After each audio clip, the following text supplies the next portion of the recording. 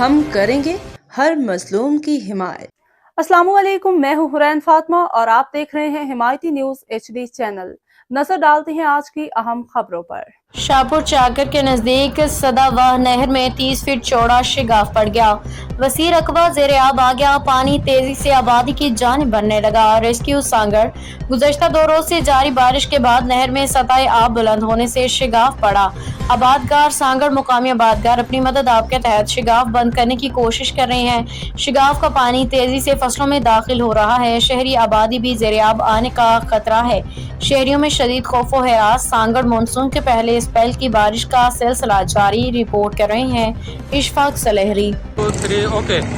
ضلع سانگڑ کے تمام چھوٹے بڑے شہروں ٹنڈو آدم شہزادپور جام نواز علی سمیت سانگڑ کے کئی ریگستانی علاقوں کے اندر مانسون کی پیریس فیز کا جو بارش کا جو سلسلہ وہ جاری۔ اس وقت بارش کے جو اگر بارش کی اگر بات کر لی جائے تو ریگستانی علاقوں کے اندر اس وقت باجری گوار اور دیگر جو اجناس بوئی گئی ہیں اس کی پیداوار میں بڑا اضافہ ہونے کا امکان ہے، جبکہ نہری علاقوں کی اگر بات کر لی جائے تو کپاس کی فصل بہت زیادہ یہاں پر پیدا ہونے کے ساتھ ساتھ گنے اور چاول کی فصل کو بھی بہت زیادہ پیدا ہونے کا امکان ہے۔ اگر اس وقت نشیبی علاقوں کی اگر بات کر لی جائے، شہری نشیبی علاقوں کی اگر بات کر لی جائے تو یہاں پر بلدیاتی نمائندگی بھی کارکردگی اور اس بات سے لگایا جا سکتا ہے کہ نشیبی علاقوں میں اگر پانی جو ہے وہ کھڑا ہو چکا ہے اور بلدیاتی نمائندے کہیں بھی نظر نہیں آ رہے۔